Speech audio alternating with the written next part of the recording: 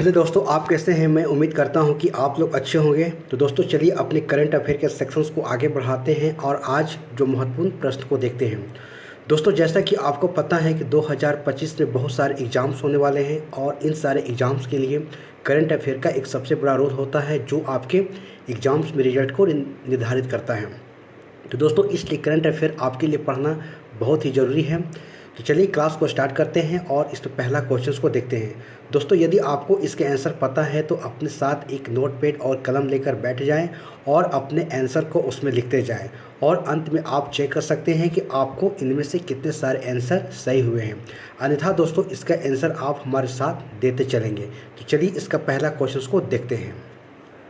दोस्तों पहला क्वेश्चन आप देख सकते हैं कि 2025 का भारत का पहला यूनिकॉर्न कौन कंपनी बना है। तो आप देख सकते हैं क्वेश्चन है कि 2025 का भारत का पहला यूनिकॉर्न कौन बना है। ठीक है, तो ऑप्शन है जस्पे या फ्लिपकार्ट या फिर हेलस्टोन या फिर बैजू। तो आप इसका नाम बताने के प्रयास करेंगे कि 2025 का भारत का पहला यूनिकॉर्न कौन बना है। ठीक है, तो जस्पे, फ्लिपकार्ट, हेलस्टोन या फिर बैजू। तो आप इसका जल्दी से आंसर देने का प्रयास करेंगे। देखिए दोस्तों जैसा कि आप देख सकते हैं कि जस्ट पे की बात करें हम तो आप देख सकते हैं कि 2025 का भारत का पहला जो कि यूनिकॉर्न कंपनी बना है। ठीक है, तो चलिए इसके बारे में थोड़ा सा और देखने का प्रयास करेंगे। देखिए दोस्तों यहाँ पर की पॉइंट के माध्यम से देखने का प्रयास करेंगे कि बेंगलुरु स्थित जो कि पेमेंट इंफ्रास्ट्रक्चर कंपनी जस्ट पे को 2025 का भारत का पहला यूनिकॉर्न कंपनी बन गया। ठीक है, तो दोस्तों इस कंपनी का मूल्यांकन अगर देखा जाए तो वैल्यूएशन कितना है तो $1 बिलियन से अधिक है। ठीक है, तभी इसका जो है यूनिकॉर्न कंपनी बना है। ठीक है, देखिए इसमें और भी देख सकते हैं, जैसे आप देख सकते हैं कि स्टार्टअप कंपनी का जिसका मूल्यांकन $1 अरब अमेरिकी डॉलर या लगभग 8300 करोड़ रुपये से अधिक हो सक जाता है उसे यूनिकॉर्न कंपनी कहा जाता है। ठीक है, तो आप देख सकते हैं इस बातें को यहाँ पर बताई जा रही है। दोस्तों इसमें और बातें बताई जा रही है कि भारत में कई प्रसिद्ध यूनिकॉर्न कंपनियां हैं, जैसे आप देख सकते हैं कि फ्लिपकार्ट है, ओला है, बैजू है, जोमेटो है, पेटीएम है, रोज पे है, स्विगी है और ड्रीम 11 और फ़ोनपे जैसे तमाम कंपनियां हैं जो कि यूनिकॉर्न कंपनियां हैं। ठीक है, तो चलिए अगला क्वेश्चन को देखते हैं। देखिए दोस्तों अगला क्वेश्चन आप देख सकते हैं कि राष्ट्रीय समुद्री वरुण पुरस्कार से किसे सम्मानित किया गया। ठीक है, तो ऑप्शन है सुदर्शन पटनायक, राजेश उन्नी और निखिल सिंघल या मैना स्वामी। तो आप इसके आंसर बताने के प्रयास करेंगे कि राष्ट्रीय समुद्री वरुण पुरस्कार से किसे सम्मानित किया गया। ठीक है, तो आप ऑप्शन देख सकते हैं कि हमारे सुदर्शन पटनायक हैं, राजेश उन्नी हैं, निखिल सिंघल हैं या फिर मैना स्वामी हैं। तो चलिए इसका आप आंसर बताने के प्रयास करेंगे। देखिए दोस्तों बात कर रहे हैं कि राष्ट्रीय समुद्री वरुण पुरस्कार की, तो इसे किसे दिया गया तो राजेश उन्नी को यह सम्मानित किया गया। ठीक, किसे तो राजेश उन्नी को यह सम्मानित किया गया है। ठीक है, तो चलिए इसके थोड़ा की पॉइंट के माध्यम से देख सकते हैं। और इसमें देखिए दोस्तों यहाँ आप देख सकते हैं ठीक है कि डायरेक्टर जनरल ऑफ शिपिंग यानी कि डीजी द्वारा जो है यानी कि डायरेक्टर जनरल ऑफ शिपिंग के द्वारा राष्ट्रीय समुद्री वरुण पुरस्कार से सिनर्जी मरीन ग्रुप के संस्थापक जो है राजेश उन्नी को सम्मानित किया गया। ठीक है, तो दोस्तों राष्ट्रीय समुद्री वरुण पुरस्कार भारत में समुद्री उद्योगों में उत्कृष्टता के लिए दिए जाने वाला एक सर्वोच्च व्यक्तिगत सम्मान है। ठीक है, तो आप इसके बारे में इतना याद रखेंगे। ठीक है, तो चलिए अगला क्वेश्चन को देखते हैं। देखिए दोस्तों आप 3 नंबर क्वेश्चन देख सकते हैं कि भारत का सबसे बड़ा पेट्रोकेमिकल संयंत्र किस राज्य में बनेगा। ठीक है, तो आप देख सकते हैं कि भारत का सबसे बड़ा जो कि पेट्रोकेमिकल संयंत्र किस राज्य में बनेगा। तो ऑप्शन है पश्चिम बंगाल में, उत्तराखंड में, मध्य प्रदेश में या फिर उड़ीसा में। तो आप इसका आंसर बताने के प्रयास करेंगे। देखिए दोस्तों क्वेश्चन है कि भारत का सबसे बड़ा पेट्रोकेमिकल संयंत्र किस राज्य में बनेगा। तो ऑप्शन है पश्चिम बंगाल में, उत्तराखंड में, मध्य प्रदेश में या फिर उड़ीसा में। तो जल्दी से आप इसका आंसर बताने के प्रयास करेंगे। देखिए दोस्तों बातें हो रही है कि पेट्रोकेमिकल संयंत्र की, तो यह जो है कहाँ पर ही तो उड़ीसा में इसे जो है बनाया जाएगा। ठीक है, तो आप उड़ीसा यहाँ पर नाम को याद रखेंगे। ठीक है, तो चलिए की पॉइंट के माध्यम से और देखने का प्रयास करेंगे। देखिए दोस्तों यहाँ पर बातें हो रही है ठीक है इंडियन ऑयल कॉरपोरेशन लिमिटेड। ठीक है, जो कि IOCL ने उड़ीसा के पारादीप में जो कि विश्व स्तरीय पेट्रोकेमिकल कॉम्प्लेक्स की स्थापना की घोषणा की है। ठीक है, तो आप चीज़ को यहाँ पर याद रखिएगा।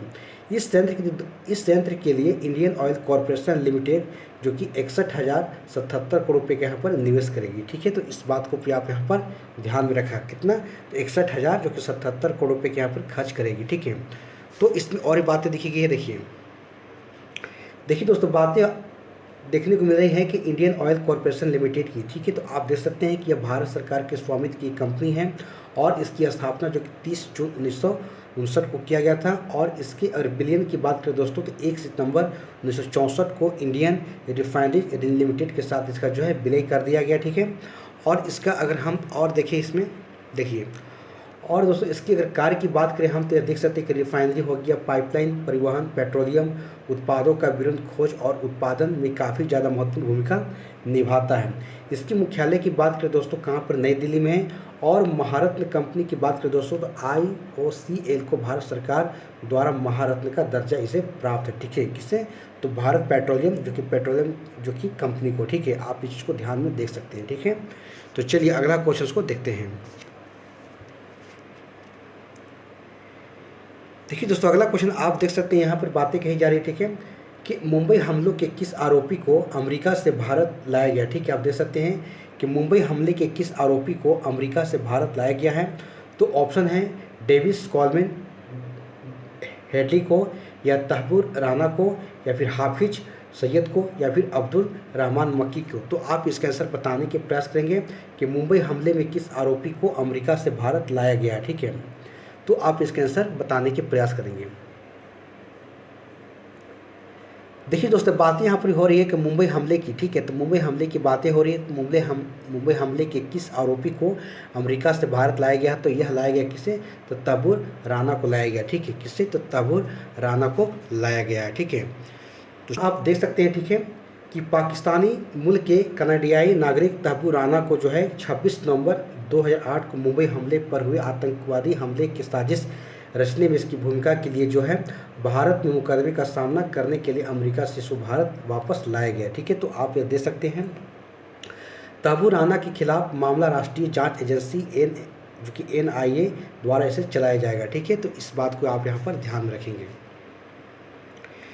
देखिए दोस्तों, और से बातें कही जा रही है कि तहबूर राना के खिलाफ मुकदमा दिल्ली की एक विशेष जो कि NIA की अदालत में चलेगी और 26/11 के नाम से मशहूर मुंबई आतंकवादी हमले में 6 अमरीकियों सहित 166 लोग मारे गए थे। ठीक है, तो आप देख सकते हैं कि 26/11 को जो ये हमला हुआ था 2008 में, उसी के बारे में इससे जो है इसको लाया गया। ठीक है, तो दोस्तों एकमात्र जीवित व्यक्ति पकड़ा गया था आतंकवादी पाकिस्तान के जो अजमल कसाब को बाद में भारत की अदालत द्वारा दोषी ठहराया गया और इसे फांसी दे दी गई थी। ठीक है, देख सकते हैं कि अजमल आमिर कसाब को जो कि एक जीवित पकड़ा गया था और इसको क्या कर दिया गया था, इसको भारत की अदालतों द्वारा इसे दोषी ठहराकर उसे फांसी दे दी गई थी। ठीक है, तो चलिए अगला क्वेश्चन को देखते हैं। देखिए दोस्तों, अगला क्वेश्चन आप देख सकते हैं, ठीक है, कि वैश्विक प्रौद्योगिकी शिखर सम्मेलन 2025 का जो कि नवा संस्करण कहाँ पर आयोजित किया गया है। ठीक है, तो आप देख सकते हैं कि वैश्विक प्रौद्योगिकी शिखर सम्मेलन 2025 का जो कि नवा संस्करण कहाँ पर आयोजित किया गया था। ठीक है, तो आप ये बता सकते हैं। तो दोस्तों यहाँ ऑप्शन है बेंगलुरु में, चेन्नई में, नई दिल्ली में या फिर भोपाल में। तो आप इसके आंसर बताने के प्रयास करेंगे। दोस्तों यहाँ पर बातें हो रही कि वैश्विक प्रौद्योगिकी शिखर सम्मेलन 2025 का नवा संस्करण कहाँ आयोजित किया गया था।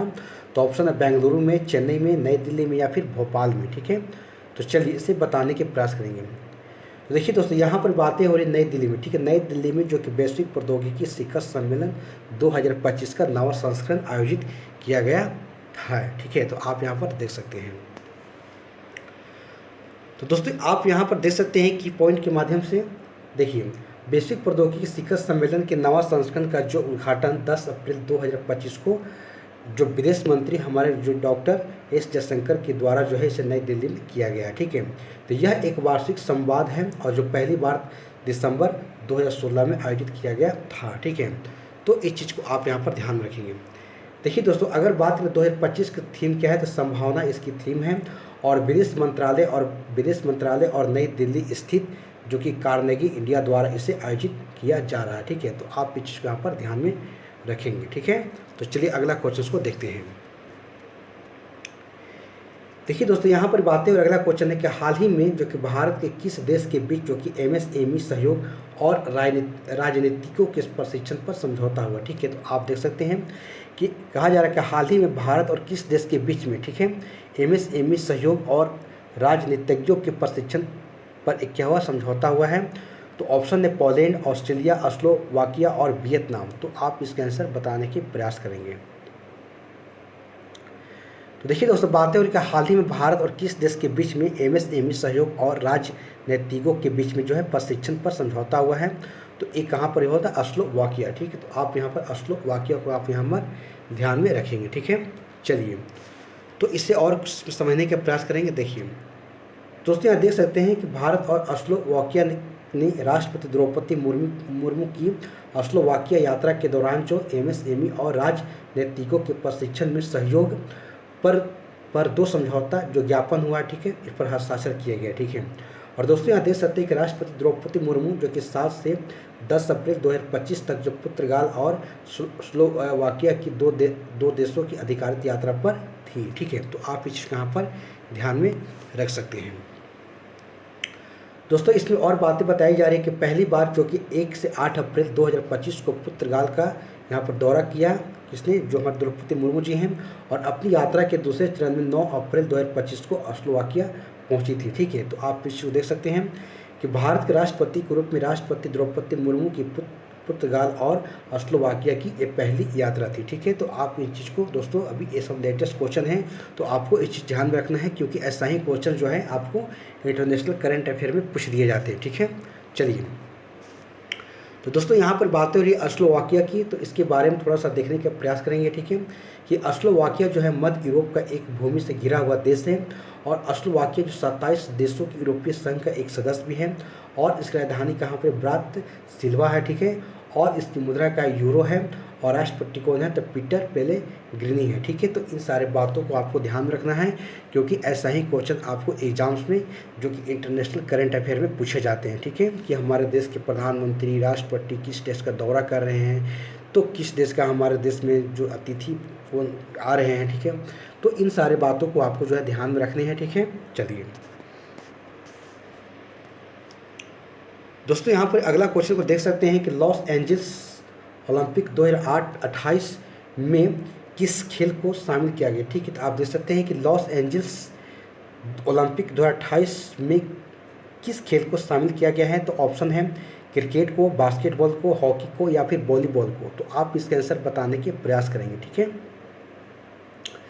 देखिए दोस्तों, बातें हो रही कि लॉस एंजल्स ओलंपिक 2028 में किस खेल को शामिल किया गया है। ठीक है, तो आप बताने के प्रयास करेंगे इसके आंसर। क्रिकेट है, बास्केटबॉल है, हॉकी है या फिर वॉलीबॉल है। देखिए दोस्तों, यहाँ पर बातें हो जा रही क्रिकेट के। ठीक है, तो आप देख सकते हैं कि लॉस एंजल्स जो ओलंपिक 2028 में जो होने वाला है, उसमें क्रिकेट खेल को क्या किया, इसमें शामिल किया गया है। ठीक है, तो चलिए इसको थोड़ा की पॉइंट के माध्यम से देखने के प्रयास करेंगे। देखिए दोस्तों, आप देख सकते हैं, ठीक है, अंतर्राष्ट्रीय ओलंपिक समिति ने घोषणा की कि 2028 के ओलंपिक में क्रिकेट को शामिल किया जाएगा। ठीक है, तो देखिए दोस्तों कि ओलंपिक गेम्स 2028 में क्रिकेट के मेंस और वुमेन्स दोनों की कैटेगरी में 6-6 टीम हिस्सा लेगी। ठीक है, तो इस चीज़ को यहाँ पर बताई जा रही है। दोस्तों इसमें और लिखी गई है कि दोनों कैटेगरी में 6 टीमें अपने अपने स्क्वाड में 15 मेंबर्स चुन सकती है। ठीक है, और इससे पहले क्रिकेट देख सकते हैं कि 1900 के पेरिस ओलंपिक में शामिल हुआ था। ठीक है, और अब 128 साल के बाद ओलंपिक में क्रिकेट को वापसी हुई है। ठीक है, तो इन सारे बातों को आपको ध्यान में रखना है। ठीक है, चलिए दोस्तों अगला क्वेश्चन देख सकते हैं कि किस शहर के सीन्स इन ए स्क्वायर में शाहरुख और काजोल की स्टैचू लगेगा। ठीक है, तो आप देख सकते हैं किस शहर के सीन्स इन ए स्क्वायर में जो कि शाहरुख और काजोल की स्टैचू लगेगा। तो ऑप्शन है न्यूयॉर्क में, लंदन में, पेरिस में या फिर बर्लिन में। तो आप इसका आंसर बताने के प्रयास करेंगे कि किस शहर के आप देख सकते हैं कि सीन्स जो कि इन स्क्वायर में जो कि शाहरुख और काजोल की जो कि स्टैचू लगाए जाएंगे। ठीक है, तो आप इसके आंसर बताने के प्रयास करेंगे। तो ऑप्शन दोस्तों न्यूयॉर्क है, लंदन है, पेरिस है या फिर बर्लिन है। ठीक है, देखिए दोस्तों यहाँ पर बातें हो रही लंदन की। ठीक है, तो आप लंदन के जो हमारा सीन्स स्क्वायर जो है वहाँ पर शाहरुख और काजोल के स्टैचू यहाँ पर लगाए जाएंगे। दोस्तों देख सकते हैं कि इसका संबंध आखिर किस चीज़ से है, ठीक है, क्यों लगाया जा रहा है, ठीक है। देखिए दोस्तों यहाँ पर देख सकते हैं, ठीक है, शाहरुख खान, आप देख सकते हैं कि राज और जो कि काजोल सिमरन, ठीक है, एक नाम था उनका फिल्म में, शाहरुख खान के राज और काजोल का नाम था सिमरन, की कस प्रतिमा लंदन के शीर्ष स्क्वायर में स्थापित की जाएगी, ठीक है। तो इस चीज़ को आप देख सकते हैं। तो दोस्तों इसमें और कुछ बताया जा रही हैं, आप देख सकते हैं कि यह प्रतिमा जो कि दिलवाले दुल्हनिया ले जाएंगे एक मूवी थी कि प्रतिष्ठित दृश्य को दर्शाती है, और जहाँ पर राज जो कि व्यू सिनेमा के बाहर खड़ा होता है और सिमरन जो कि ऑडियन जो कि लाइसेस्टर स्क्वायर के सामने से गुजरती है, ठीक है। तो आप यहाँ पर इस चीज़ को देख सकते हैं और इसी चीज़ के बारे में यहाँ पर बताया जा रहा है, ठीक है। चलिए तो दोस्तों अगला क्वेश्चन को देखते हैं। देखिए दोस्तों अगला क्वेश्चन आप देख सकते हैं कि किस देश में मात्र 6 घंटे में 3D प्रिंटेड रेलवे स्टेशन बनाया गया, ठीक है। देख सकते हैं कि किस देश में मात्र 6 घंटे में जो कि 3D प्रिंटेड रेलवे स्टेशन बनाया गया है, ठीक है। तो आप देख सकते हैं कि अमेरिका है, रूस है, फ्रांस है और जापान है। तो आप इसका आंसर बताने के प्रयास करेंगे, ठीक है, कि किस देश में जो कि मात्र 6 घंटे में 3D प्रिंटेड रेलवे स्टेशन बनाया गया है, ठीक है। तो आप इसका जल्दी से आंसर देने के प्रयास करेंगे। तो दोस्तों आप देख सकते हैं, ठीक है, कि ये जो बातें हो रही हैं यहाँ पर, आप देख सकते हैं कि ये जो बातें हो रही है जापान की बातें हो रही है, ठीक है। जापान में दोस्तों जो कि यहाँ बताया जा रहा है कि 6 घंटे में 3D प्रिंटेड रेलवे जो कि स्टेशन बनाया गया है, ठीक है। तो आप इस चीज़ यहाँ पर ध्यान में रखेंगे। देखिए दोस्तों इसमें और थोड़ा हम की पॉइंट के माध्यम से समझने का प्रयास करेंगे। देखिए दोस्तों यहाँ देख सकते हैं, ठीक है, कि जापान के जो कि अरीदा शहर में अपेक्षाकृत कम जो कि व्यस्त रहने वाले हाथोशीमा स्टेशन की मात्र 6 घंटे से बनाया गया, ठीक है। यानी कि 6 घंटे में एक 3D जो प्रिंटेड जो रेलवे स्टेशन बनाया गया, ठीक है। तो यह रेलवे स्टेशन 530 यात्रियों को सेवा प्रदान करता है। आप देख सकते हैं कि यह रेलवे स्टेशन पुरानी लकड़ी से बना हुआ था, ठीक है, और इस रेलवे स्टेशन को जापान रेलवे कंपनी ने से बनाया है, ठीक है। तो आप इस चीज़ को ध्यान में रखेंगे, ठीक है, कि जो कि जापान जो कि देश है जो कि 6 घंटे में 3D प्रिंटेड रेलवे स्टेशन बनाया है, ठीक है। चलिए तो अगला क्वेश्चन को देखते हैं। दोस्तों अगला क्वेश्चन इस सकते हैं कि भारत ने किस देश के लिए जो कि ट्रांसशिपमेंट सुविधा को बंद करने का निर्णय लिया, ठीक है। तो देख सकते हैं कि भारत ने किस देश के लिए ट्रांसशिपमेंट सुविधा को बंद करने का निर्णय लिया है। तो ऑप्शन है भूटान, म्यांमार, थाईलैंड और बांग्लादेश। तो आप इसके आंसर बताने के प्रयास करेंगे, ठीक है, कि भारत ने किस देश के लिए ट्रांसशिपमेंट सुविधा को बंद करने का निर्णय लिया है। तो दोस्तों यहाँ पर बांग्लादेश की बातें हो रही है, ठीक है। तो बांग्लादेश को जो है भारत जो है, ठीक है, शिपमेंट सुविधा को बंद करने की निर्णय लिया है, ठीक है। दोस्तों इसको की पॉइंट के माध्यम से थोड़ा समझेंगे दोस्तों। देखिए दोस्तों यहाँ बातें हो रही है कि भारत ने बांग्लादेश के लिए शिपमेंट सुविधा को बंद करने का निर्णय लिया, ठीक है। ट्रांसपोर्ट सुविधा एक लॉजिस्टिक प्रक्रिया है जिसमें एक देश के बंदरगाह या हवाई अड्डे से वस्तुओं को किसी जो कि अन्य देशों में भेजा जाता है, ठीक है। इस चीज़ ध्यान रखेंगे। तो दोस्तों यह सुविधा जो कि बांग्लादेश के तैयार माल को निर्यात को आसान और एवं सस्ता बनाती थी, ठीक है। तो आप देख सकते हैं बनाती थी, ठीक है। और इसमें बातें बोली जा रही है दोस्तों, देख सकते हैं कि 2020 में भारत द्वारा बांग्लादेश को भारतीय बंदरगाहों एवं हवाई अड्डों से बांग्लादेश के सामान को नेपाल हो गया, भूटान हो गया, म्यांमार जैसे देशों भेजने यानी कि निर्यात के लिए ट्रांसमिट सुविधा व्यवस्था की गई थी, ठीक है। आप देख सकते हैं कि 2020 में सुविधा को की गई थी और इसे फिर अभी जो है इसे बंद कर दिया गया है, ठीक है। तो चलिए दोस्तों यहाँ पर देख सकते हैं अगला क्वेश्चन है कि केंद्रीय स्वास्थ्य मंत्री ने एंटी रेबीज एवं एंटी स्नेक वेमेन टीकों को निगरानी के लिए कौन सा पोर्टल को लॉन्च किया, ठीक है। तो आप देख सकते हैं बातें हो रही, ठीक है, कि केंद्रीय स्वास्थ्य मंत्रालय ने एंटी रेबीज एवं एंटी स्नेक जो कि वेमेन टीकों को निगरानी के लिए कौन सा पोर्टल को लॉन्च किया है। तो ऑप्शन देख सकते हैं कि अंतर एम्स रेफरल पोर्टल है, आधार सुशासन पोर्टल है, या फिर स्कैन पोर्टल है, या फिर जुबिन पोर्टल है। तो आप इसके आंसर बताने के प्रयास करेंगे, ठीक है। दोस्तों यहाँ पर बातें हो रही केंद्रीय स्वास्थ्य मंत्रालय ने एंटी रेबीज एवं एंटी स्नेक वेमेन टीकों की निगरानी के लिए कौन सा पोर्टल को लॉन्च किया है, ठीक है। तो आप देख सकते हैं ऑप्शन है अंतर एम्स रेफरल पोर्टल है, आधार सुशासन पोर्टल है, या फिर स्कैन पोर्टल है, या फिर जुबिन पोर्टल है। तो आप इसका आंसर बताने के प्रयास करेंगे। तो देखिए दोस्तों, बातें हो रही जुबिन पोर्टल की, ठीक है। तो जुबिन पोर्टल जो है केंद्रीय स्वास्थ्य मंत्रालय के द्वारा, ठीक है, आप देख सकते हैं कि एंटी रेबीज एवं एंटी स्नेक विमेन टीकों की निगरानी के लिए इसे लॉन्च किया गया है, ठीक है, इस पोर्टल को, ठीक है। तो जुबिन पोर्टल को, ठीक है। तो चलिए इसको और थोड़ा हम सब देखते हैं। देखिए दोस्तों, यहाँ पर बातें हो रही है, ठीक है। देख सकते हैं कि केंद्रीय स्वास्थ्य मंत्रालय ने एंटी रेबीज और एंटी स्नेक विमेन टीकों को वास्तविक समय से उपलब्ध की निगरानी के लिए जुबिन पोर्टल को यहाँ पर लॉन्च किया है, ठीक है। तो देख सकते दोस्तों, इसका कार्य क्या होगा कि विशेष रूप से ग्रामीण एवं वंचित क्षेत्रों में स्वास्थ्य देखभाल प्रणालियों के बीच बेहतर जो कि समन्वय को सुनिश्चित करना है, ठीक है। तो इस चीज़ को आप यहाँ पर ध्यान में रखेंगे, ठीक है। तो चलिए अगला क्वेश्चन को देखते हैं। देखिए दोस्तों, आप यहाँ देख सकते हैं, ठीक है, कि 11 अप्रैल 2025 को, ठीक है, किसकी जयंती मनाई गई, ठीक है। तो आप देख सकते हैं कि 11 अप्रैल को किसकी जयंती मनाई जाती है, बातें हो रही है, ठीक है। तो ऑप्शन है लाला लाजपत राय की, के मित्र की, या सचित सन्यान की, या फिर ज्योतिबा फुले की। तो आप इसका आंसर बताने के प्रयास करेंगे, ठीक है। तो देखिए दोस्तों, बातें हो रही है कि 11 अप्रैल को किसकी जयंती मनाई जाती है। तो आप इसका आंसर बताने के प्रयास करेंगे। ऑप्शन है लाला लाजपत राय की, के मित्र की, या फिर सचिन सन्याल की, या फिर ज्योतिबा फुले की, ठीक है। तो आप इसका जल्दी से आंसर बताने के प्रयास करेंगे। तो देखिए दोस्तों, यहाँ पर बातें हो रही है ज्योतिबा फुले की, ठीक है। आप देख सकते हैं कि 11 अप्रैल को इनकी जयंती मनाई जाती है, ठीक है। चलिए तो इसके बारे में और थोड़ा देखते हैं। देखिए दोस्तों, यहाँ देख सकते हैं कि ज्योतिबा फुले का जन्म अगर बात करें तो 11 अप्रैल 1827 को, ठीक है, महाराष्ट्र के एक सामाजिक कार्यकर्ता थे, ठीक होते ज्योतिबा फुले थे, ठीक है, एक महाराष्ट्र के सामाजिक कार्यकर्ता थे जिन्होंने, आप देख सकते हैं, जाति व्यवस्था और छुआछूत को उन्मूलन और महिलाओं के लिए जो है उत्थान इन्होंने कार्य किए थे, ठीक। कौन? ज्योतिबा फुले की बातें हो रही है, ठीक है। तो दोस्तों, इन्होंने 1848 में पुणे में लड़कियों के लिए एक अपना स्कूल के भी इन्होंने शुरू किया था, ठीक है, आप देख सकते हैं। तो दोस्तों, यहाँ देख सकते हैं कि निचली जातियों के लिए, लोगों के लिए लड़ने के लिए सत्यशोधक समाज यानी कि सत्य जो कि साधकों का समाज की स्थापना भी किए थे, ठीक है। तो इस बात को आप यहाँ पर ध्यान में रख सकते हैं, ठीक है। तो दोस्तों, इस प्रकार से हमारा जो आप देख सकते हैं कि यहाँ हमारा करंट अफेयर्स समाप्त हो जाता है, ठीक है। तो दोस्तों, यदि आपको अच्छा लगा हो तो हमारे वीडियो को आप लाइक शेयर आप जरूर कीजिएगा, ठीक है।